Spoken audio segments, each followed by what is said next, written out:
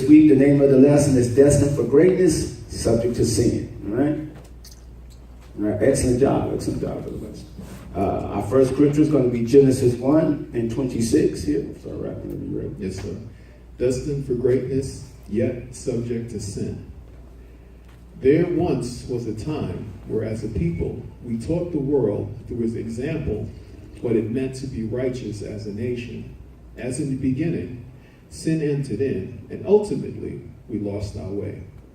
Let us examine the scriptures to better understand the journey we must go through in order to become that perfect vessel that the Most High can use on the day to direct the earth in righteousness again. All right, exactly. Meaning that we're going to be the people that's going to lead God and the world to the truth.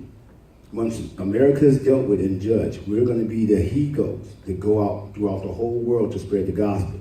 Because we know that the gospel must be spread to all four corners, and then the end shall come. See, the Most High is equitable. He's going to give everybody a chance to either follow or deny him.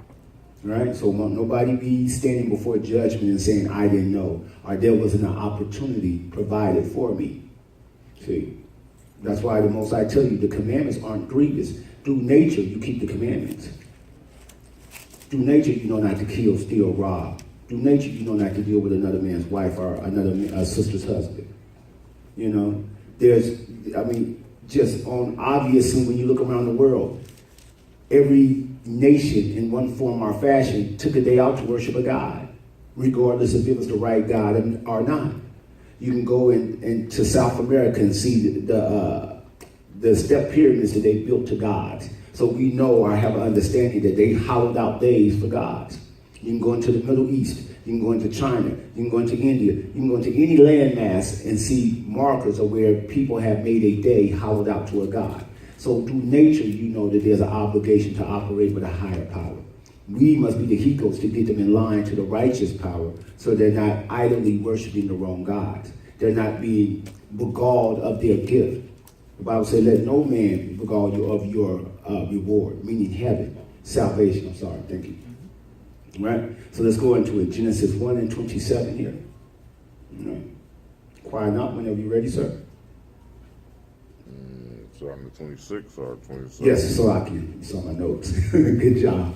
Yes, Genesis, let's start at the 26th verse. Yes, sir. This is the book of Genesis, chapter 1, verse 26. And the Most High said, let us make man in our image, after our likeness, and let them have dominion over the fish of the sea, and over the fowl of the air, and over the cattle, and over all the earth, and over every creeping thing that creepeth upon the earth. Right, so Adam was given power over the entire earth, even the angels that fell. That's why Adam was going to be trained to subdue the earth. But we know what happened. There was a sin that came in before that was completed. But that was Adam's original mission given to him by the Father. Go ahead, brother. Verse 27. So the Most High created man in his own image. In the image of the Most High created he him. Male and female created he them. He created them. That's why when the angels come down and saw the women, in the eyes of angels, you are a reflection of the Most High. Because the image of God is male and female. And male and female, he made us. So when the angels look at us, they see the image of the Most High. That's why women must cover their heads when they pray or prophesy, because their head glows and the angels look down and desire women and men. Because the angels just wasn't dealing with the women alone. They dealt with the men also. So that's why there's an order set. See, the Bible tells you in 1 Corinthians 15, and I think it's the 16, 17 verse. For the sake of the angels, women must cover their head. All right? Next verse, quiet up. Verse 28. And the Most High blessed them, and the Most High said unto them, be fruitful and multiply, and replenish the earth, and subdue it, and have dominion over the fish of the sea, and over the fowl of the air, and over every living thing that moveth upon the earth. See, that's the key statement. Over every living thing that moveth over the earth. Satan understood that. He understood that before Adam is given the understanding of how to subdue the fallen angels, Satan had to come in and usurp that power from Adam. And the best way to go about it was to get his helpmate. See, Satan devised the plan. He didn't go to Adam to tempt Adam at first because he knew he had no space there with Adam to get Adam to eat of the fruit. So he used the woman to beguile Adam, right? And because of that, then now curses came and sin came through death, and something had to die for that sin of Adam and Eve, all right? So we want to make sure that we're not found to be in that position. We want to be found doing the work of Christ upon his return, all right? Officer Rock. Like Yeshua, our job was to represent the Most High in righteousness. We were given dominion over the whole earth in order to place it in balance under the laws of the Father. Before we could come to full age in understanding, we fell through temptation and sinned by rebellion against the Father. And we're in 2 Ezra 3:19. This is the book of 2 Ezra, chapter 3, verse 19.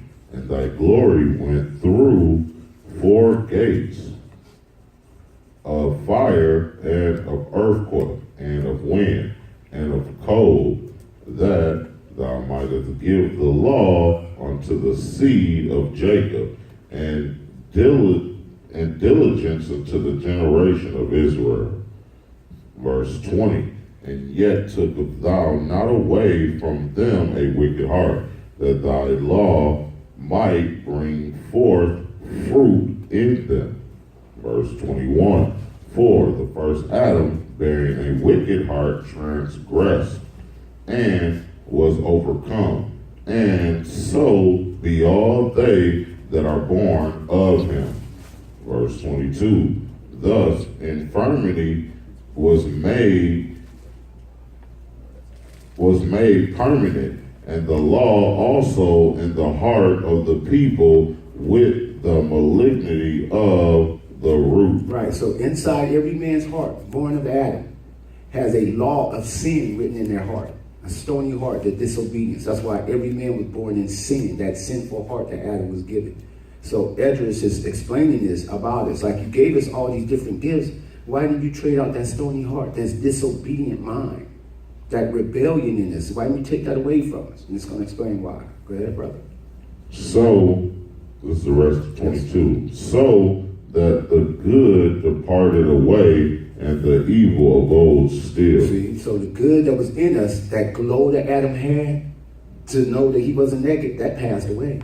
And now the evil stayed, the flesh. See, at first Adam was a combination of celestial and flesh in a balance. Once he sinned, the good went away and the wickedness stayed.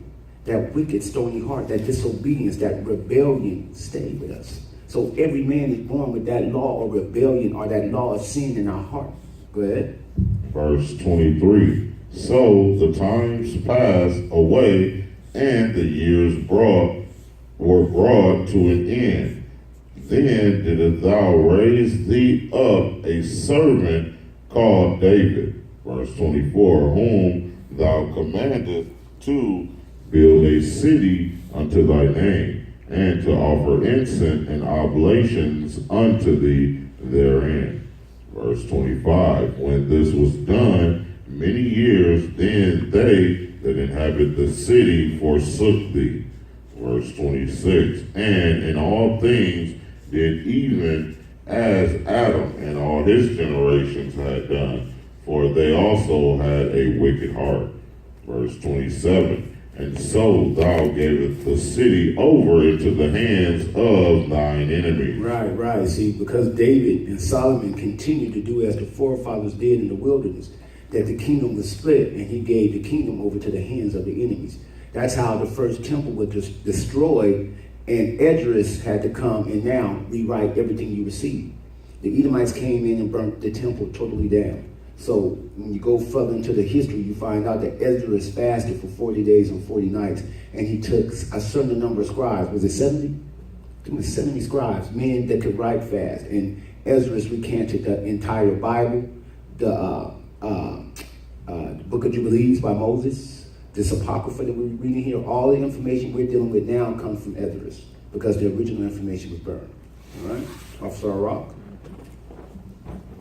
The fall of Adam brought forth sin within our bodies to the point it was like the law in itself. Even though Adam sinned, we have been even more rebellious than Adam ever was. There were many who arose to help our people, like David, to come back to the ways of the Father, but eventually, much like today, we forsook his ways for sin. Exactly. All right. We're going into the book of Jasher, chapter 3, and verse 1 here. Why not? Whenever you're ready, sir. This is the book of Jasher, chapter 3, verse 1. And Enoch lived 75 years, and he begot Methuselah. You said 75? I'm sorry, 65 years. And he begot Methuselah. And Enoch walked with the Most High after having begot Methuselah, and he served the Most High, and despised the evil ways of men. Verse 2, and the soul of Enoch was wrapped up in the instruction of the Most High, in knowledge and in understanding.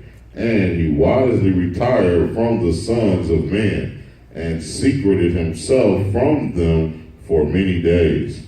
Verse 3, and it was at the expiration of many years, whilst he was serving the Most High and praying before him in his house, that an angel of the Most High called to him from heaven, and he said, Here am I. Verse 4, and he said, Rise, go forth from thy house, and from the place where thou doest hide thyself, and appear to the sons of men, in order that thou mayest teach them the way in which they should go, and the work which they must accomplish to enter in the ways of the Most High. Right, and that's beautiful, because Enoch is telling there must be a work. Faith without works is dead. If you believe in this, you're going to put a work behind it. It's just like anybody. If you believe in a business or something that you want, you're going to do a work to accomplish that goal. You can't say you love the Most High and don't do any work for it. And I mean, it's easy to get caught up in this world and get caught up in the toils and the times and the bills and everything that goes along with living in this world. But if you don't have a work for Christ, because Christ's going to ask you simple questions. Well, you finished high school, you got a driver's license, you got a college education, you did everything else you wanted to do. When did you take time to set time out of your life to serve me? And then when that answer is zero or nothing or very little, and then back behind sin, it's not going to give you, you're not going to receive any credit for it. That's what he tells you. He's like, he gives you the story of the sword, where he says, I hired certain people in the morning, I hired people in the afternoon, and I hired people in the evening. I mean, he was bringing people into the truth. And the people that worked from the morning till the evening were jealous of the people that just worked in the evening, because they got the same payment, meaning they got the same deal, they received the same blessing for less of the work. But see, Christ was letting them understand, you needed to come here early, because if you just stayed in the world, you'd have destroyed yourself before the end. And the same thing with different people that came at different times. But once you repent and do the work, regardless of what sins you have done, he's forgiven you from that point, even if it's in the evening. But my thing is, don't take that chance, because everyone is not going to make it to the evening. See, the race isn't given to the swift, but those that endure till the end. Christ is trying to put that there. That's me. I'm sorry, y'all. My phone is broke, cracked up, so it'll do whatever it wants to do sometimes. I'm sorry, Salaki. So, what the Most High is trying to let us know, that we must have a work to accomplish or to receive this reward you call heaven or salvation. Salvation isn't just given the way Christianity plays it out. Just come to church, pay your tithes, and you saved. It's James 2:17. Yes, so if it has no works, it is dead being alone. Dead being alone. I mean, you have to have both. You have to have both to enter into the gates of heaven. And people misconstrue that walk into Christianity, because Christianity has got you on this, say you're sorry and you save. Participate and you save. You got people say, I'm saved anyhow. No, those that endure till the end. Then salvation is given unto you. Not just being saved because you participate a little bit. You do a little bit here, you do a little bit there. You show up on Sunday in your best clothes, and then you go home and you was just as wicked when you came in as when you leave out. There's been no social change in who you are. But you say, You still get on the phone and talk about family members and gossip and backbite, but you're saved. See, that's the problem with the Christianity theory of how to receive salvation. Salvation is a daily walk. You can be in line with the Most High today and do something and be out of line with Him tomorrow. And if you think you're saved and you don't know nothing about repentance and coming back and saying, I'm sorry, and doing charitable works to fix the breach between you and the Most High, see, my people are destroyed for lacking of knowledge, because the knowledge they possess is based on Christianity. It's based on tenets of men and not of the scriptures. All right? Officer Rob. Yeah. While the world was becoming worse, to stay pure, Enoch spent his time separated from the worldly people.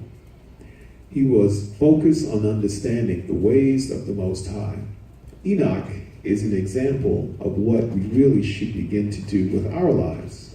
Our interaction with the world should primarily be for the edification of the people, and of course, whatever we must do to sustain ourselves in righteousness. Exactly. All right. Now stay in the book of Enoch, in Jasher. Let's jump down to the 17th verse. Quiet up whenever you're ready, sir. This is the book of Joshua, chapter 3, verse 17. And it was in the year of Adam's death, which was the 243rd year of the reign of Enoch. In that time, Enoch resolved to separate himself from the sons of men and to secret himself as at first in order to serve the Most High. Verse 18, and Enoch did so, but did not entirely secret himself from them, but kept away from the sons of men 3 days, and then went to them for 1 day.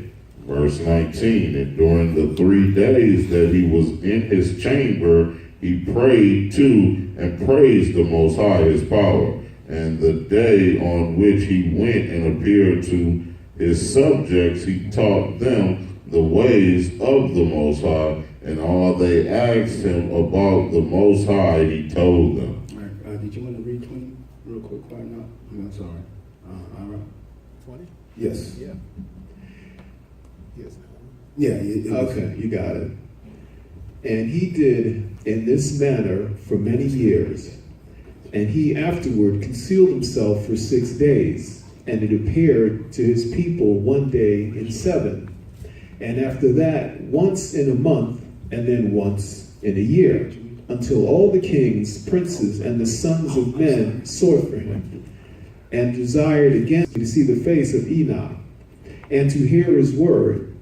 But they could not, as all the sons of men were greatly afraid of Enoch, and they feared to approach him on account of his godlike awe that he seated upon his countenance. Therefore, no man could look at him, fearing he might be punished and die. Right, because the same thing that happened to Moses when he was in the company of the Most High, his face glowed and scared the people, well, the same thing was happening here.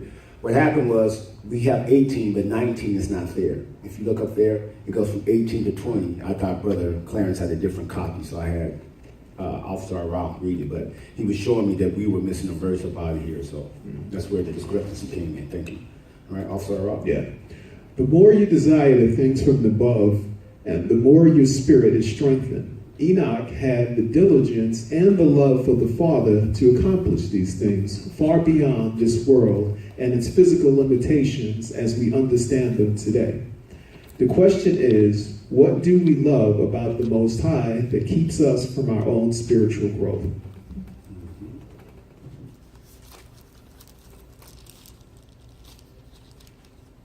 Oh, what do we love above the Most High to keep things? Yeah, about right. I was a little confused. I had to read it again myself. Yeah, exactly. And he says, in this world, what do we love that's separating us from the Most High? What's in our life that's dividing us? See, we stunt our spiritual growth by being disobedient. You know, when people like, I want to understand the Bible like you, and I want to, feel the same way you feel about the Most High. Well, each person must search out their own soul salvation. But your spiritual growth is based on your desire to want to learn it.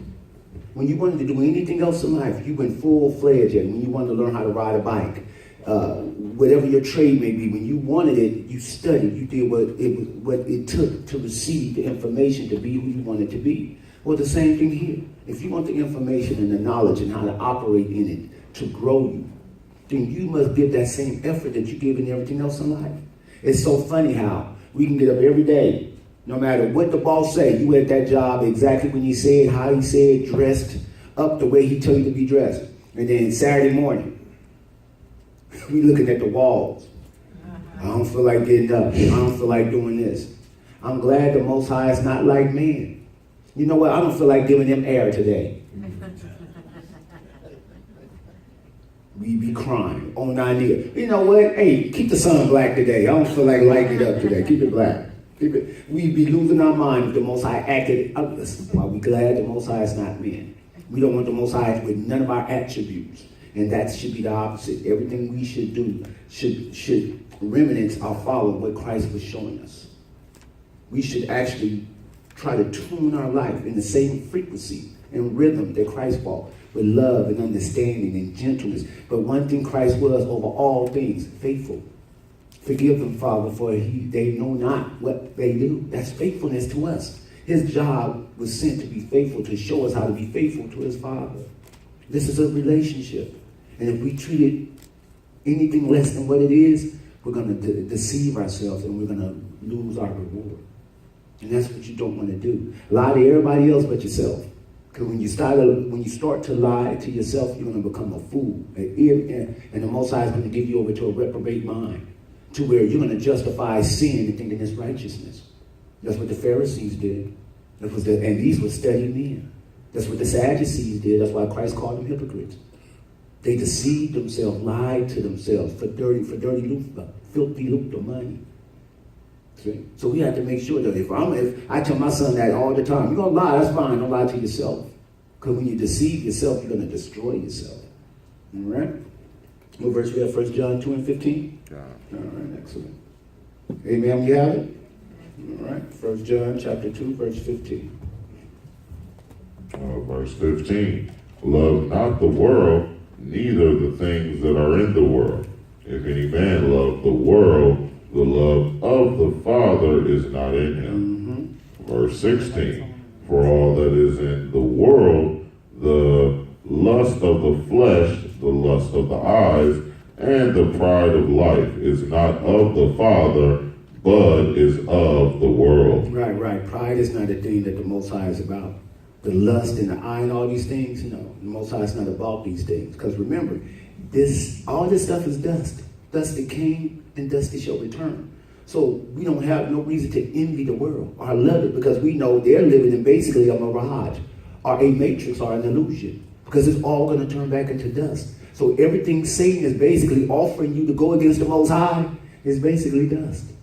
People lose their soul for dust. Because when Christ returns, everything gonna see fire. All flesh, all material, all matter, the earth, the moon, the universe is all gonna be burnt away.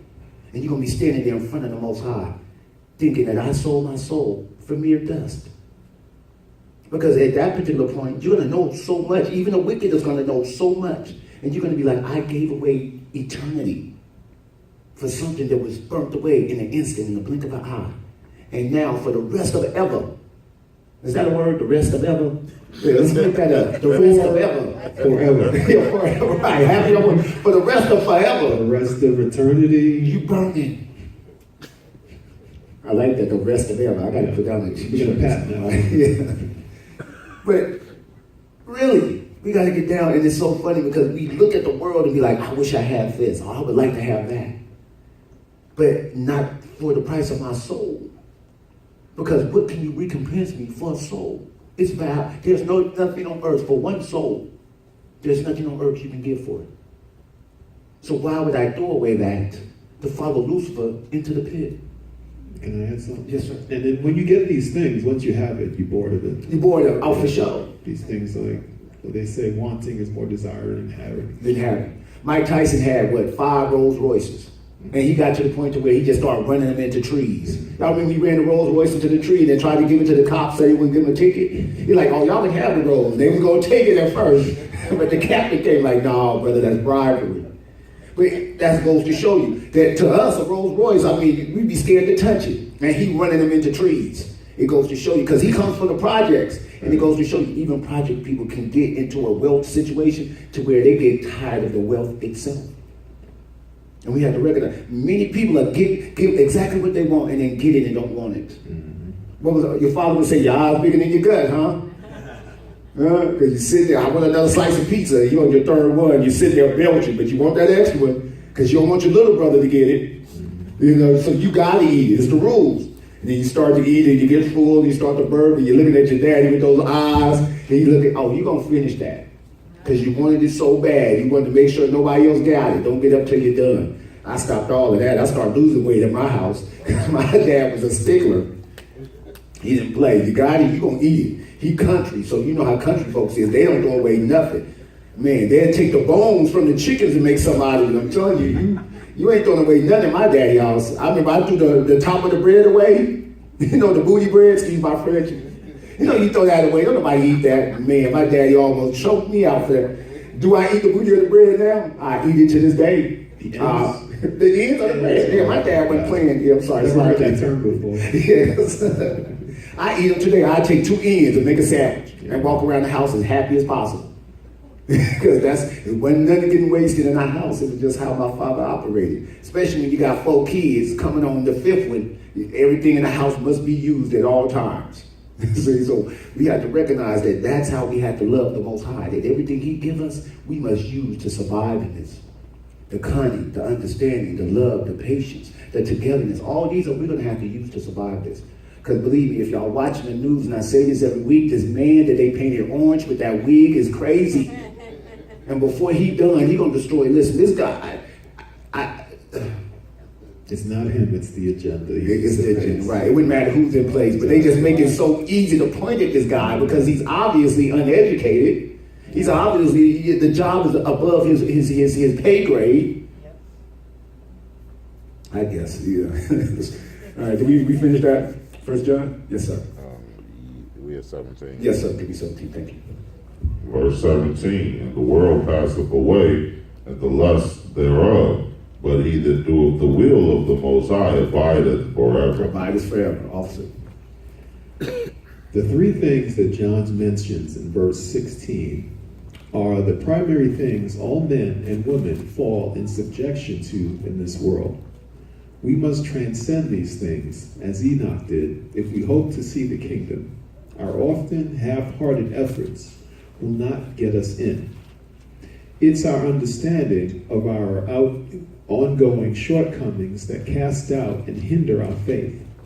This is Satan's primary leverage on us in order to keep us in subject to the rules of this physical realm. We must put away our old sinful life to be on a level like our great forefathers and foremothers. Exactly. A half-hearted effort in this, it's not going to get you anything.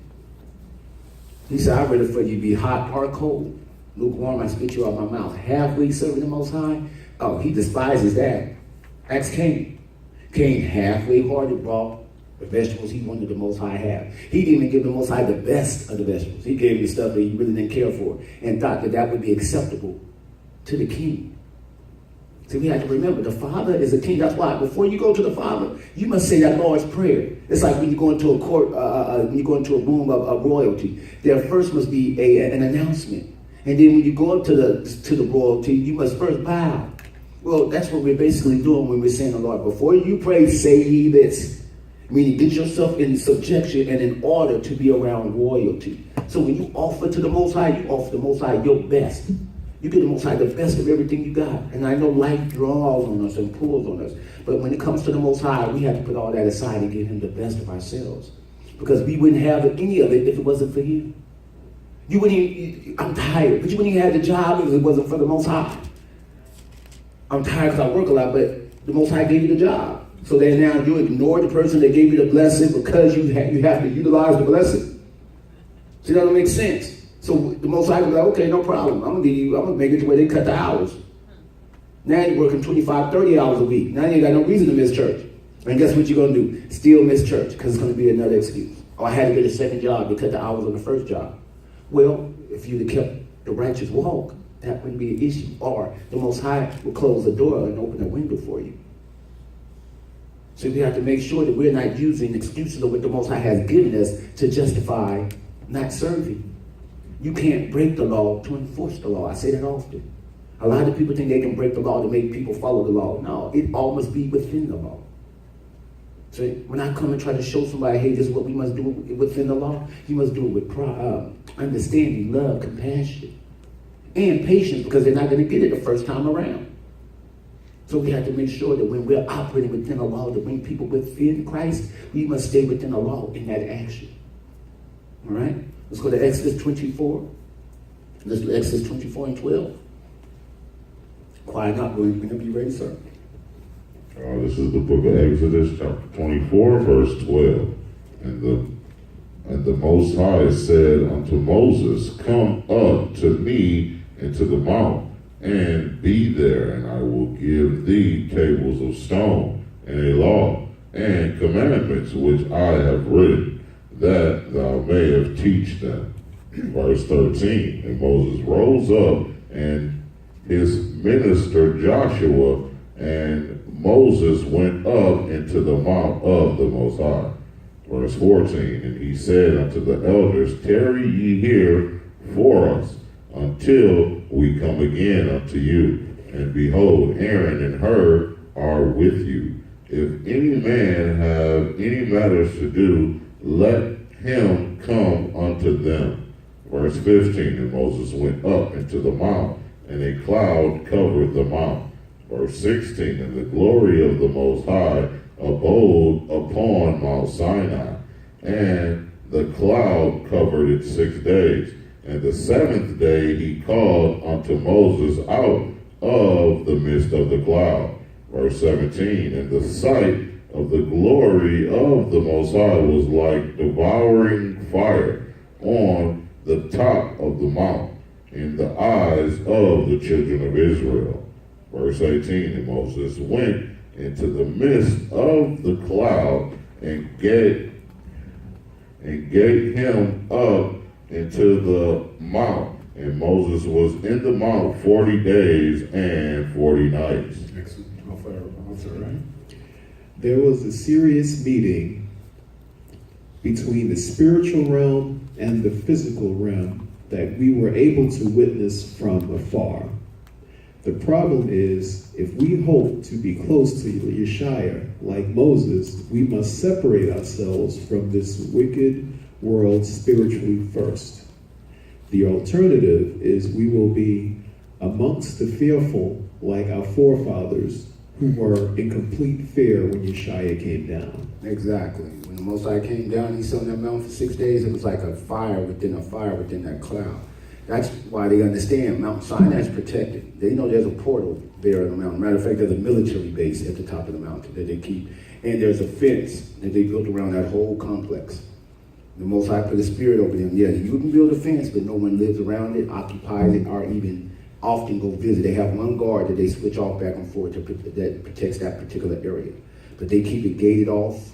No one has ever lived around there ever since the children of Israel has left that land, because that's going to be the place that we're going to be gathered to before Christ's return, back around Mount Sinai. And Christ is going to appear and lead us into the land of Canaan, or Israel at that particular point in history. So that land, and that's why these wars and battles must be fought, because with their armies destroying each other and fighting each other, now these Israelites or these bond people can move without hindrance from the world armies, and then we can get back around our sole safe area. That area it's a hub for our safety. When we left Pharaoh, that's where we was placed, right? So the same thing, we're going to be placed there again for our salvation to be delivered to us once again. The Most High is perfect in how he operates. There is nothing new underneath the sun. The same way he saved us before will be done within that same manner. Matter of fact, it's in the book of Jasher, where it says he's going to split the Nile 12 different ways again. Right, That's in Revelation. Yes, in Revelation, where he's going to split it, the Nile River, not the Nile, the Red Sea, in 12 ways once again, so we can cross over into that same safe area. So the Most High is going to do it the same way he did it before for our salvation. All right? 2 Corinthians 10:3. Whenever you're ready, quiet now. This is the book of 2 Corinthians chapter 10, verse 3.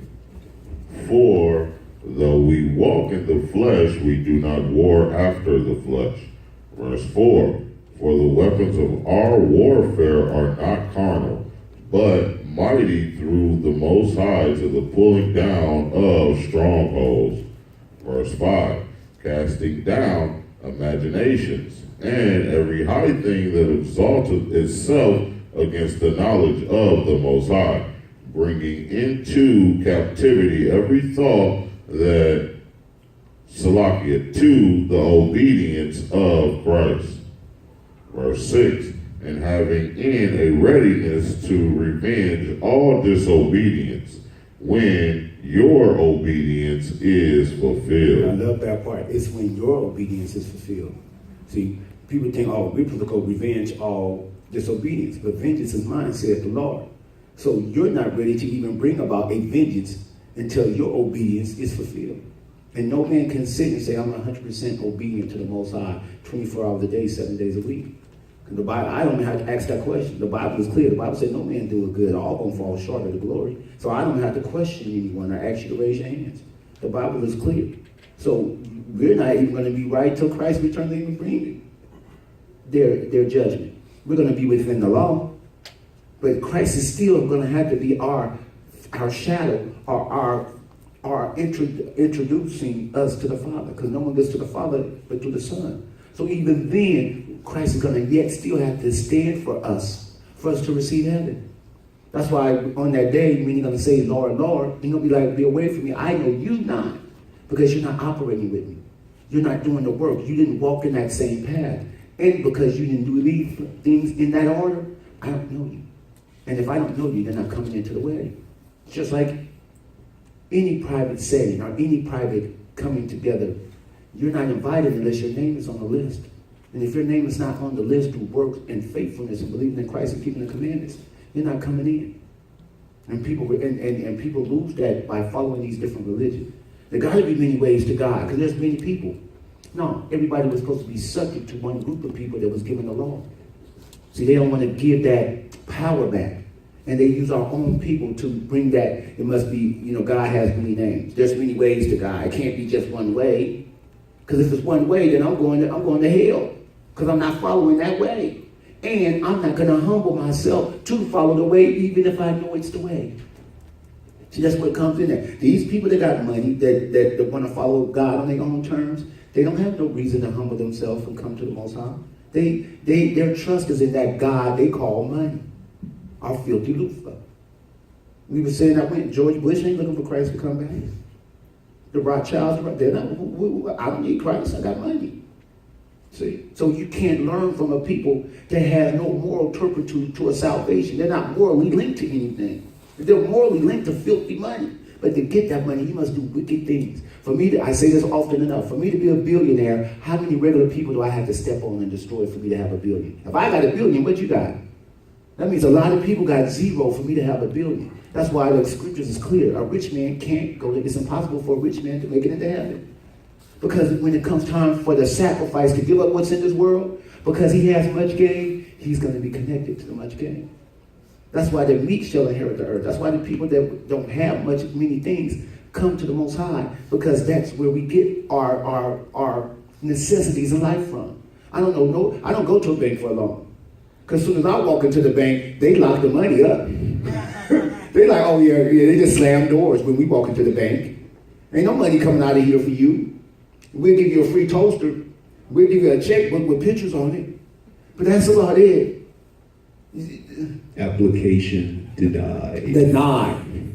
Me, I don't get the application. They like, what are you doing here, sir? I'm like, hey, I'm just trying to put $5 in the bank. You know what I'm saying? That's all I got. And I'm out of here. So we got to go to the Most High for everything we need. But when you own the banks, When the banker down the street is your best friend and you and his son and your son go to school together and y'all playing golf together, hey, partner, I need a loan. Come to the bank, I'll give you the money. You ain't got to sign nothing, I got you. See, that's why a lot of women get mad, because a lot of deals are done on the golf field. I mean, yes, on the golf, and women don't play golf. So a lot of times, because women, they want to be executives, but they don't be in the right corners or the right areas where they make deals. Why do you think Donald Trump want to play golf all the time? Why do you think when they make you retire from sports, they make you play golf to keep you out of trouble and for business connections? More business deals are done on the golf course than anywhere else. See? That's how they become friends. That's how they unite. The same way on the basketball court. It's true. I've seen with the golfing and business, that's how they do a lot of deals. They link hand in hand. Yeah. You can go play golf and still be on the clock at your job and get paid if you're an executive. But like us, we the people that put the peanuts in the box for Amazon. You know what I'm saying? That's what we are. We the people that's putting the tape. You know, that's us. We're not upstairs. I was finding out a lot of things. I was doing a study this week before we jump off. Do you not know the word January comes from Janus, the god of the Babylonians? Janitor comes from the word of Janus because the janitor has a lot of keys, and Janus was the god of dimensions. So January and janitor come from the god of Janus. And I'm like, that's what they were doing to us. They were putting their God's name in everything, in every level of life. So when we start to call on gods again, we'll be so confused with gods that have many names, we'll call them everything.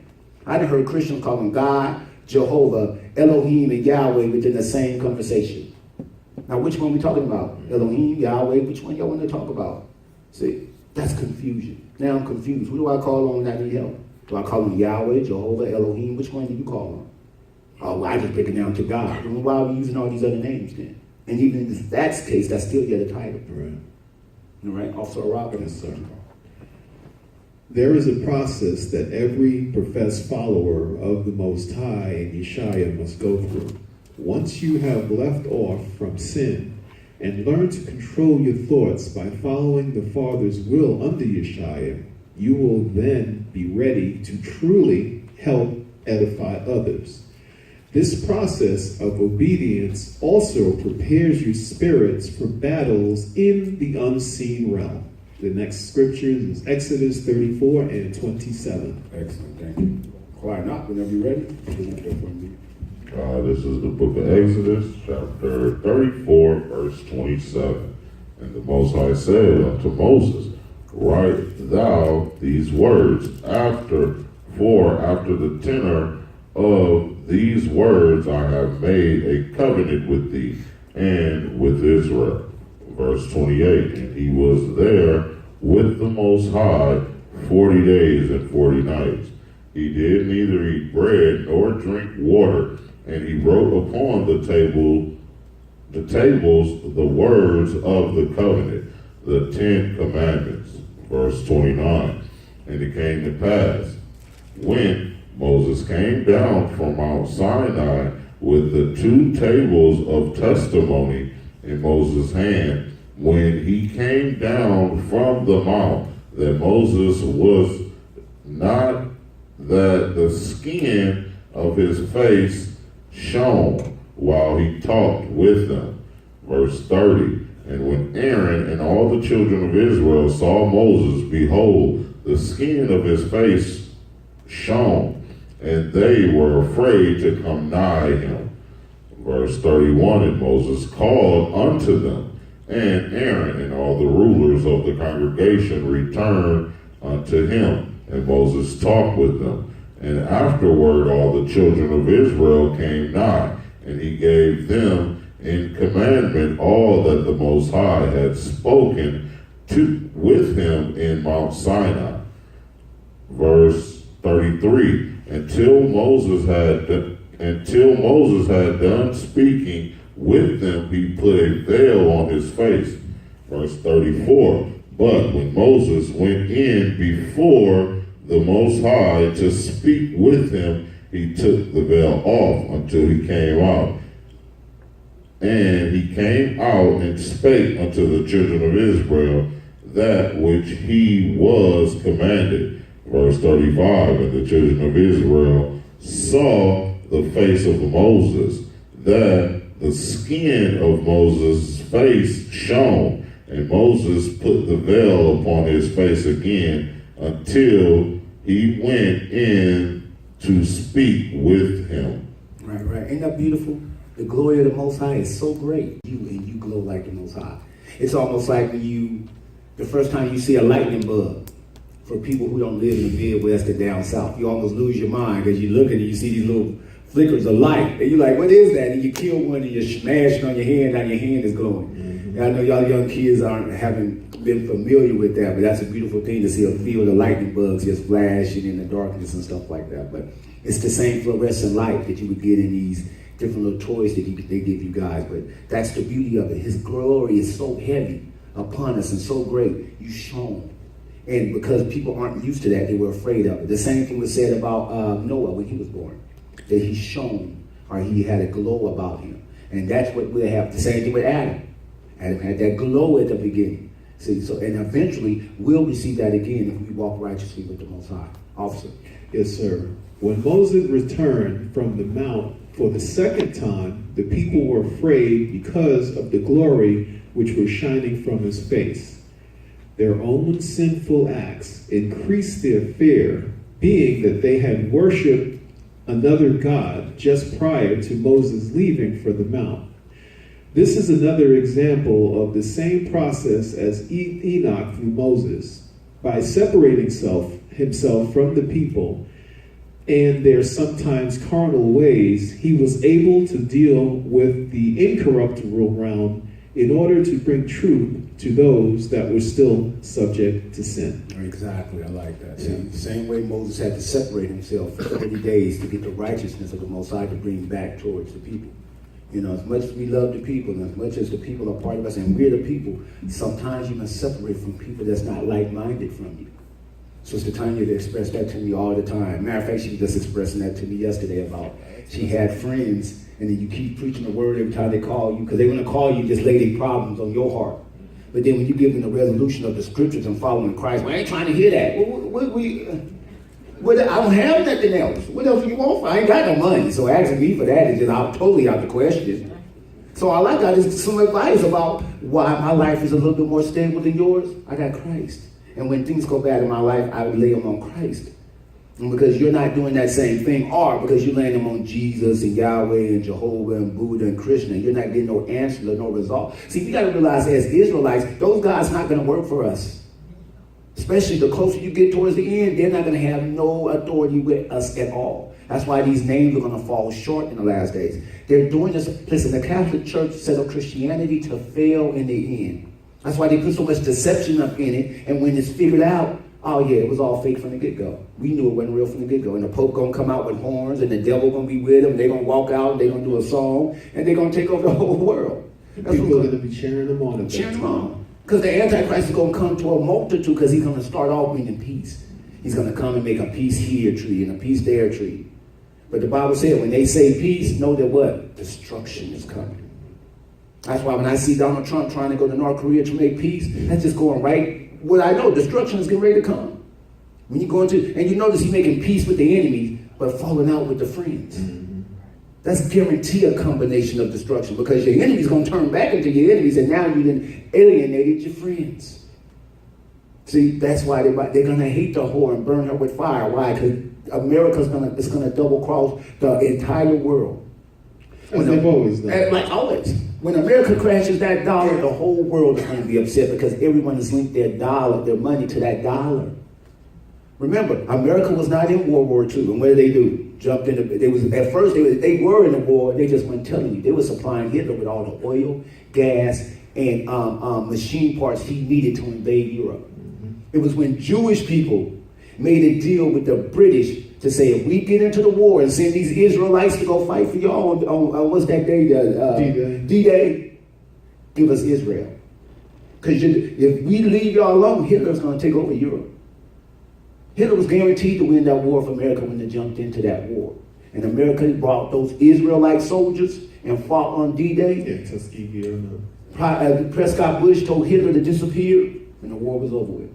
Oh, Hitler had them, but he had them done. He had them done. They couldn't do nothing with Hitler. Matter of fact, Hitler was inventing rockets at this particular point. Mm-hmm. First rocket airplanes. Right. Were German. Was the Germans. And Europe couldn't do anything else. If everything would have went to plan, we'd have been like this. Right. Because eventually Hitler would have came to America. If Hitler would have took over Europe, he'd have had no problem leaving America and come take Oh over. yeah, there was a map. It was just about 50-50 to Axis and Allies. Like, they were really close. They were really close. And the Jewish people made a deal with the British to get Israel. And you had D-Day. Hitler disappeared. And boom. Now you have it set up there exactly the way the Jewish people wanted. Exactly. This war was started by the Jewish people. Hitler was in prison. Y'all know that? He wrote a book, I Am Kampf, and they put him in prison for that. Your Mein Kampf? Yeah. My Struggle? My Struggle. And when they let him out, Prescott Bush and a few other, the Rothschilds and Rockefellers funded Hitler with everything he needed. How does a man out of prison take over a country? I ain't seen that yet. I know a lot of brothers out of prison came and take over their own house, let alone the country. You have to have power behind you to do anything in that manner. Because if they just put you in prison for a book, you mean to tell me they let you rise to prominence? They should have put you back in prison because you still being disobedient. You tried. You go to prison for like 2 years and come out and try to run America and run for president and see what happened to you. You're not going to get even to an interview. See, so we have to be careful and recognize that this world is based on a total wickedness. And we've been deceived to believe in lies. All right? Second address. Okay. Second address, chapter 1, verse 12. Whenever you're ready, quiet now. This is the book of Second Address, chapter 1, verse 12. Speak thou therefore unto them, saying, Thus saith the Most High. Verse 13. I led you through the sea, and in the beginning gave you a large, safe passage. I gave you Moses for a leader, and Aaron for a priest. Verse 14, I gave you light and a pillar of fire, and great wonders have I done among you, yet have you forgotten me, saith the Most High. Verse 15, thus saith the Almighty Lord, the quails were as a token for you. I gave you tents for your safeguard. Nevertheless, you murmured there. Verse 16, and triumphed not in my name for the destruction of your enemies, but ever to this day do ye yet murmur. Verse 17, where are the benefits that I have done for you when you were hungry and thirsty in the wilderness? Did you not cry unto me? Verse 18, saying, why hast thou brought us into the wilderness to kill us? It had been better for us to have served the Egyptians than to die in this wilderness. Ain't that funny? Because I remember when they was in Egypt yelling and screaming and crying, begging for deliverance, as they were walling up their children in the walls of the city, as Pharaoh was making them not only but make the brick, but now they had to gather the hay. I remember that when the Pharaoh came down and tortured God's people and destroyed God's people and was beating God's people to death, and they was looking for any answer from any direction. Now they're in the wilderness and they're a little thirsty, they're a little hot, and they're a little hungry. Now they want to go back to Egypt. Ain't that funny how the Most High deliver us from the worst problem we get our own self into? Then after he delivers us, oh, it'd have been better if you just left me in the middle of it. What? You should have told me that when you asked me. I say that all the time, how people borrow money, then when you want it back, they want to talk crazy to you. Right. You Why you bothering me, man? Right. You should have talked to me that way when you was asking them for the money. Then I could have made a better decision. I'll pay it back. Gee, I got you. Don't worry about it. Don't worry about, hey, such and such date, such and such date, I got you. Hey, bro, that date always continues. It's like eternity. Bro, it's only in the morning. Just gave it to me a year ago. Right. I only had it for a year. Bro, listen, man, listen. Let's do this. Keep empathy between me and you. Just, hey, have it. Just have it.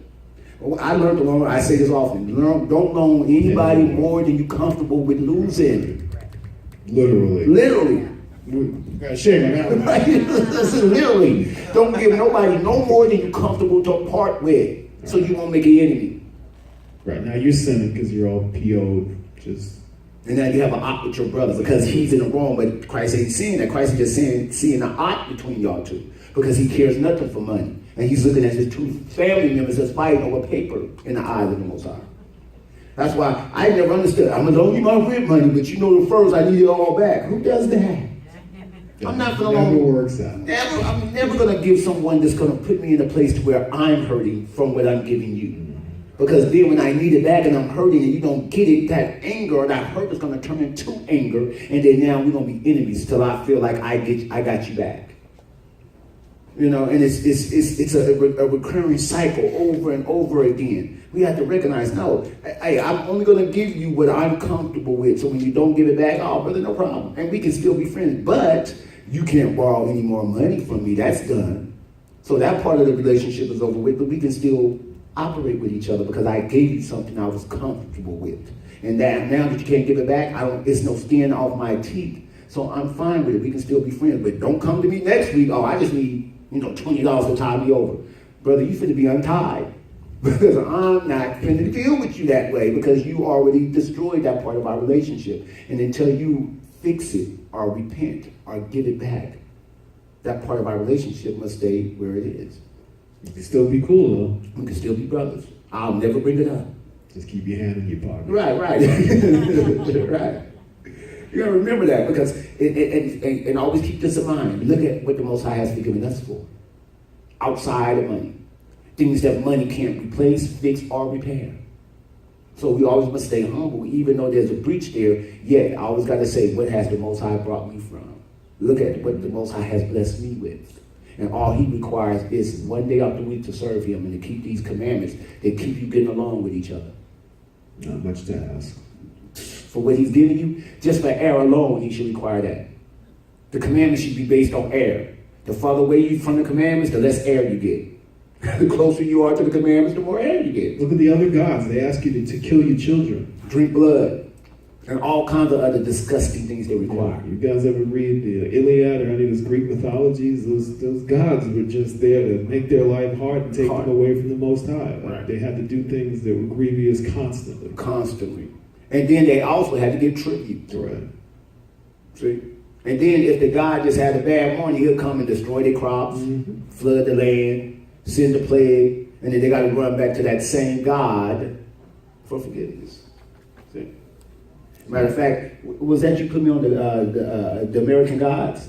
And in the American Gods, Satan told Esther, bring the plague back and they have to worship you. She brought the destruction at the end so that people would have to come back and worship you. That's what they did. They brought they made the issue and also gave the answer. Serve me more. Worship me more. And the gospel continue to bring destruction to make men worship him or fear them in a manner. Because they had nothing left. Right. All right. Where we at? Second address here? Yeah, he's at 19 now. All right, go ahead. Finish 19. Thank you, sir. Verse 19. Then had I pity upon your mournings, and gave you manna to eat. So ye did eat angels' bread. Angels' bread. I wish somebody would rain down a basket of food every day for 40 years so I ain't got to go to the grocery. You know how much money I save if manna was just falling from my apartment roof? You know, I ain't got to do nothing. Hey, I eat manna every day. I don't care. If I can save the money, you know how much money I spend? I spend $40 on dog food a week. Because my dog a baby, you got to have this specialized baby food. You know what I'm saying? So that's just one bill. The Most High fed them 40 years in the wilderness, bread of the angels, and they was unappreciative. We don't want no more bread. We want meat. We want chicken. We call it quail. And the Most High gave them so much meat it was coming out their ears and nose. I love that scripture. I know you do. That's why. And they still murmured, though. That's us. We still gonna murmur. We still gonna complain. That's one thing about black folks. We ain't happy with nothing. All right, you're right. Israelites. We got to deal. We don't use the word black folks no more. We use Israelites. Because you can't satisfy us. You can't satisfy us at all. I be talking to the brothers, not the brothers in the church, but brothers in the barbershop. And they trying to date, and it's like, it's impossible to satisfy sisters these days. The more you give them, the more they want. And I'm like, well, where you shopping at for your wife? Oh, the club. What do you think? They in there and they thirsty. So what do you think is going to be on your back? What do you think? And then on top of that, what are you doing? You know Christ? You walking right with Christ? How do you ask somebody to be righteous and a good woman? You ain't righteous and a good man. Ain't that funny? I say that to sisters. I want a man with a Benz. Where your Benz at? So you turn yourself instantly into property. Because if a man buy you a Benz, everything you do with that car, he want control of. Where my car at? He ain't even asking about you. Where my car? He killing. Y'all know that. Hey, I'm not telling y'all nothing y'all ain't already heard. Our brothers, get out. And now y'all in a middle relationship, taking everything y'all done gave each other. Fighting back and forth. I done did that like about 900 times. I'm telling y'all my life right now. Give me my baby. That's the last on the list. Hey, that's the last torture. You ain't gonna see Lil Greg. Hey, listen, don't threaten me with a good time. You don't get to babysit. Look, that become an issue. I'm in the streets now. You done freed me to do anything I want to do at this particular point in history. So y'all gotta be careful when y'all do it. When you tell a man, get out, and I'm taking your baby, we take that as a license of, hey, I can do whatever I want going forward. Then a week later, y'all ain't married with each other. You want to get back together, and then you hear about your girl. Oh, I saw Greg last week with so-and-so. We was broke up, baby. Right, fellas? Ain't that? We wasn't together. Not in their eyes. Right. So another demerit on the list. Right. Don't eat no spaghetti or chili for a week when you first make up with your girlfriend or wife. You just, I'm not hungry. I ate out before I came home. You never know what's in there. Right, you never know what's in there. I'll take some toast. Right, flatbread is, what's that you like? Flatbread? Yeah, what you call it, salt you put on top of it. The little brown stuff at the holy day you was giving me, I love to death now. Hummus. Oh, hummus. Yeah, hummus. Yeah. Can't go wrong with hummus. I got my own hummus and some flatbread. I eat this. You can live on that. Right, while we fight. Once we get past that position. I'll make my own meals for duration. Hell has no fury like a woman scorned. Love those women, brothers, because believe me, a lot of times our women are going to be our shield for a time through the glory of the Most High. Absolutely. They're going to lead us in the right way. Sister Tanya keep me on the straight and narrow on so many different subject matters as far as information. She makes me look at things a different way because men, we look at things one way and sisters look at things another way. And it's good to have both visions to guide you through the steps of life. But anyway, 2nd Esdras 2 and 35. Did we get to read that? We did. All right, yes, officer. The Father gave us far more than we ever deserved as a rebellious people, even until this day, with thousands of signs and wonders that the kingdom will soon come. We rebel and murmur against him and those that speak of him, so that you will better know him. If we tasted the bread of the heavens and murmured, how much more do we murmur? In this physical absence of bread of life, we have a lot to learn. We have a lot to learn because Most High give us everything. We may not have all the things we want, but everything we need, he give us. And in abundance. I don't remember ever being hungry. I don't remember ever not having lights or power or things I needed to survive. Matter of fact, I lived better in the house with my mom than I did on my own. And once I set my feet straight and got me in line, I haven't basically wanted for anything. Everything I wanted out of life was extra. I've always had things I needed to do the work at all times. He's never forsaken me. He's never shortened me. That's why we got to be thankful. That's why he said we have a lot to learn. These people were in the wilderness, and they were murmuring, and they were getting their needs met. We're not even in the wilderness, and we're getting our needs met, and we still can't do a third of the work, a half of the work, a portion of the work. All right? Yeah, let us stretch out for a little bit. If anyone's got to use the bathroom, now's the time. Intermission. Oh, got some elevator music, sir? Yeah. Yes, sir. That feels good. Yes, you need the restroom, get some water real quick. Yeah. Brothers are looking sleepy today. That the light bulb? No. You all right with it? All right, we're back. I like the little intermission. I think we should enter. Y'all like the intermission? That little intermission there? So everybody get water and juice? Right. Wakes the brothers up. right. You know what? We might come up with some juice and Kool-Aid like at a blood drive. We get a Hot cookie, coffee. yeah, something. Real quick, but it's gonna be outside or something. It ain't gonna be within the congregation. Yeah. Outside, it'll be away. Yeah, it can't be. Yeah. But you gotta knock it back and eat that little sugar cookie. Y'all know at the Baptist and Christian church, you get a little sugar cookie. They used to be mean with one cookie. Now you know kids cannot eat one cookie and then stop. Right. But Some adults too. two kinds though. Yes, sir. Yes, you too. I was mad. Yes. All right. 2nd Esdras chapter 2, verse 35. All right. It's up there. All right. Quiet now. Whenever you're ready, sir. This is the book of Do the 2 brother have a Bible? Somebody make sure the brother has at least a Bible. I know you don't have the. Oh yes, sir. We make sure security is right on it, brother. Thank you, sir.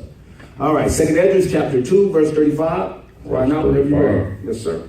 Be ready to the reward of the kingdom, for the everlasting light shall shine upon you forevermore. Verse 36, flee the shadow of this world. Receive the joyfulness of your glory. I testify my Savior openly. Verse 37, oh, receive the gift that is given you and be glad, giving thanks unto him that hath called you to the heavenly kingdom. Verse 38, arise up and stand. Behold, the number of those that be sealed in the feast of the Lord. Verse 39, which are departed from the shadow of the world, and have received glorious garments of the Lord. Verse 40, take thy number, O Zion, and shut up those of thine that are clothed in white, which have fulfilled the law of the Lord. Verse 41, the number of thy children whom thou longest for is fulfilled. Beseech the power of the Lord, that thy people which have been called from the beginning may be hallowed. May be hallowed. But remember this, these people were called from the beginning. From the building of the foundation of the earth, the Most High had already had sealed the people that was going to be sealed. He knows who's going to make it through the book of life. These things are, so make sure you find yourself in line and in order. That's why he says, shut up those whose garments are still white. Sin marks your garment. Disobedience marks up your garment. And the only way to repair that or to fix that issue is through repentance and charity and coming away from that particular sin. You can't operate within that sin and think your garment is white. You can't have an ought with your brother and think your garment is white. You have to make sure that you're walking in the same spirit and the same heart of Christ that was shown to you as an example. Right? Officer Rob? Yes, sir. And when he says, walk with your brother, goes vice versa, brother, sister, brother, your other person. This world is actually a shadow of the real world to come. Adam and a select few saw the real world, and we merely get a glimpse of the heavenly. Those that flee the darkness that this wicked world contains and begin to focus on the spiritual things will be rewarded. With Yeshua comes light, and darkness will eventually be rooted out. Rooted out. Because remember, darkness is a residue of sin. Satan created darkness to hide his sin of a creation of a construct. So when the Most High said, let there be light, and Christ lit that dark area, and he destroyed that so-called construct. All right, let's go to Ezekiel 33 and 30. All right. Ezekiel chapter 33, verse 30. Quiet up whenever you're ready, sir. Verse 30. Also, thy son of man, the children of thy people still are talking against thee by the walls and in the doors of the houses, and speak one to another, every one to his brother, saying, come, I pray you, and hear what is the word that cometh forth from the Lord. Verse 31, and they come unto thee as the people cometh, and they sit before thee as my people, and they hear thy words, but they will not do them. For with their mouth they will show much love, but their heart goeth after their covetousness. Verse 32, and lo, thou art unto them as a very lovely song of one that hath a pleasant voice, and can play well on an instrument. For they hear thy words, but they do them not. Verse 33, and when this cometh to pass, lo, it will come. No, it will come. People think that these things ain't going to come to pass. No, this is going to happen. This will happen. Go ahead. Then shall they know that a prophet hath been among them. Ezekiel's like, he's telling them what's going on. Y'all love me with your mouth. I get all the praise in the world, but when it's time to put action behind those words, no one follows up. So as they continue to lax off and play the game and being the grasshopper and the story of the grasshopper and the ant, Ezekiel's like, no, listen, these things gonna come to pass. Where will you be standing when they fall upon us, or you? If you're not standing steadfast with Christ, you're going to fall in the day of judgment. All right? Officer, all right? If we claim to follow the truth, then the truth must live in us and guide our lives. Our people have always gone to church, but how many leave church and still live in righteousness when nobody from church is around? The word in the Bible and the strong words of a person the Most High chose to deliver them to you are not there for your entertainment. If you believe, then show through your life that you believe. Righteousness is a 7-day-a-week thing. Right. Righteousness is 7 day a week. Live every day holy. Treat every day as if it's the Sabbath. If this is how you carry yourself on the Sabbath righteously in the eyes of the Most High, what makes you think he stopped looking at you? Come on. Monday, Tuesday, Wednesday, Thursday, Friday. Even your thoughts. The Bible says subdue all your thoughts to obedience to Christ. Meaning salvation. To be saved is not just in front of people you know have the same like mind. You have to be a light unto. Listen, when you claim to be an Israelite and you walking around with fringes and your head wrapped in there, people look at everything you do. They count the steps that you walk down the street. And if they see any fault, I heard you was an Israelite and such and such. You know, we even had a debate at the shop the other day about the Sabbath and how to keep it. I'm like, but y'all don't keep the Sabbath. How can the people that don't keep the Sabbath explain how to keep the Sabbath? That means you're telling on yourself and you ain't even listening to yourself. I'm like, But you got to be loving. You got to be patient with it because everyone isn't privy to the same information. And because of that, you have to work patience. A lot of times I'll just stop and let them do it. And just like, okay, well, hey, work the Sabbath the way you see fit. But when Christ come and open up this book and you found at opposites with the Sabbath and how to function on the Sabbath, your judgment is going to be the same as any sinner. You know, why play with the Most High? You might as well be all the way in the world and receive the rewards of this world. Because if you lukewarm, we're going to spit you out and you're going to be judged just the same. So it's your due diligence to find out that you're walking in the truth. There's no one else's responsibility. The Bible says, save thyself, to study, to show yourself approved in the knowledge that you're doing what's right. So no man can gainsay you with a different religion or another God. 2 Timothy 2:15. Thank you, brother. All right.